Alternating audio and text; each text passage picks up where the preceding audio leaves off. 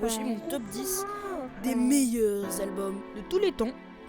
Bizarrement, il n'y a aucun projet français. C'est étrange.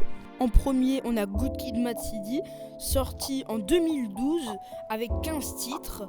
Ce classique est intemporel. Franchement, avec entre Family Trees et Beat, les ont qui me la vibe. Il n'y a que des bangers. Des bangers. Avant ça, il avait sorti Section 80, qui avait un grand succès, mais que personne ne respecte. Parce que Good Kid, Mad City était un plus grand succès de malade mental. Donc RIP Section 80. Mais Good Kid, Mad City est un des meilleurs albums de l'univers. Enfin, le 10e. Mais c'est même pas son meilleur. À la 9e place, on retrouve le classique intemporel Blueprint. Fait par Jay-Z en 2001. Il comporte 15 titres. D'ailleurs, j'ai regardé sur Spotify ce nombre de streams. Il a trop peu de streams pour la qualité que c'est. Je sais qu'on juge pas une œuvre par rapport à son succès, mais là faut le faire quand même. Hein. Je vous signale que 6ix9ine, il fait plus de streams que Blueprint. 6ix9ine quoi. Il faut faire quelque chose. Le seul inconvénient, c'est qu'il a décidé d'en faire une trilogie. Le 2, il est pas mal. Mais le 3, faut qu'on en parle du 3 quand même. Hein. À la 8e place, on a l'album légendaire que j'ai saigné pendant 92 heures. Pourtant, c'est même pas le premier. Doggy Style. Je suis désolé, mais cet album, il est trop bien. Il y a Who.I.Am, il y a le Gin and Juice, il y a la D-Funk. C'est le meilleur album de D-Funk de tous les temps, de toute façon. Désolé de Dr. Dre, mais c'est Snoop Dogg qui fait le mieux de la J-Funk de toute l'histoire du rap. Mais c'est vrai. Pour moi, il est top 5 des années 90. Hein. En 5e place, on a All Eyez on Me de Tupac. Alors même pas besoin d'en parler. Hein. Dedans, il y a Ambition Azazirad. All Eyez on Me qui est mon son préféré de Tupac. Un album classique, quoi.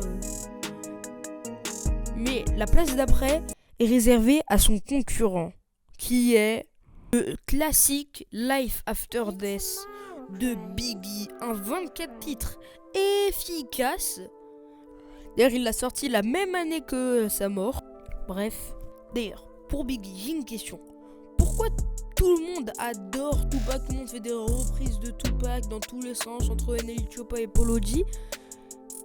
Mais pourquoi personne ne fait des reprises de Biggie? Je suis désolé, mais Biggie est un meilleur rappeur que Tupac.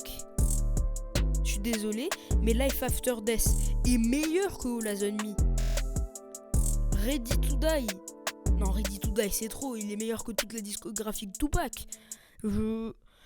Pourquoi tout le monde valorise Biggie? En 5e place, on a My Beautiful Dark Twisty Fantasy, sorti en 2010 par Kanye West, avec 13 titres efficaces. Ah non, mais moi je vous le dis, My Beautiful Dark Twisty Fantasy est meilleur que Life of Pablo.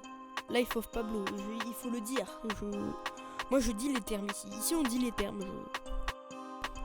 Bon, après, on a un album que même les personnes qui n'aiment pas le rap aiment cet album. Pourtant, c'est du rap. Dre, 2001, de Dr. Dre. Je suis désolé, c'est l'album le mieux produit de tous les temps. Il y a tellement de hits de malades mentaux, c'est un truc de malade. Dedans, on a la meilleure prod de l'humanité qui est Still Dre. C'est même pas lui qui a fait le piano. Non mais, il y a Still Dre What's deux différents next épisodes dans le même album. Je sais même pas comment c'est possible. C'est même pas le premier album de tous les temps, c'est qu'il y a mieux. Parce qu'après, on a le classique de Biggie, son plus grand classique. Ready to Die, sorti en 94. Alors, il est très efficace, hein, parce que 19 titres, pour un classique pareil, moi je dis bravo. Hein. Non mais dedans, on a Juicy et une interlude très chelou. Hein. Je n'en dirai pas plus. Écoutez l'album en vinyle. Ça a plus de couleurs quand on écoute quelque chose en vinyle.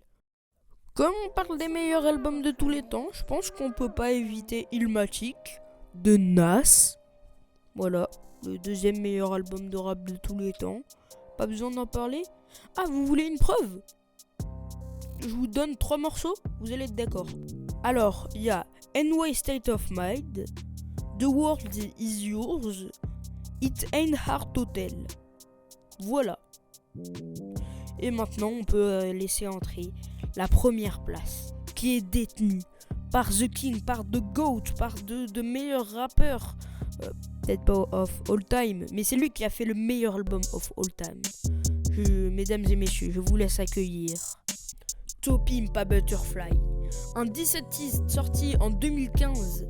Alors, très influencé par du jazz, mais attends, dedans on a King Kunta, l'intro de ouf, Weasley Theory, et Alright. Attends, il y en a encore. The Blacker, The Berry, Aïe, You Ain't Got a Live. Bref, le meilleur album de tous les temps du rap est To Pimp a Butterfly de Kendrick Lamar. Fin.